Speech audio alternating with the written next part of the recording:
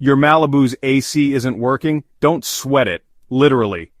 Let's see what's going on under the hood. First, what is the AC compressor clutch? It's a small part that lets your air conditioner turn on and off when you need it. When you press the AC button, the clutch should click and start spinning. If it doesn't, your AC won't blow cold air. So why does the clutch stop working? The most common reason is low refrigerant. Your car might just be out of the stuff that makes the air cold. Another reason could be a bad fuse or relay. These are like little switches that help power the clutch. If they're blown, the clutch won't get any juice.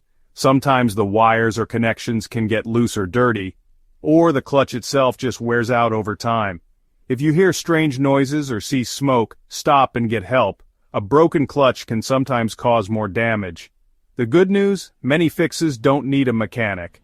You can check your fuses, look for leaks, or listen for that click when you turn the AC on. But if you're not sure, it's always safest to ask a pro. So next time your Malibu's AC isn't working, remember, it's often a small part with a simple fix. Stay cool and drive safe.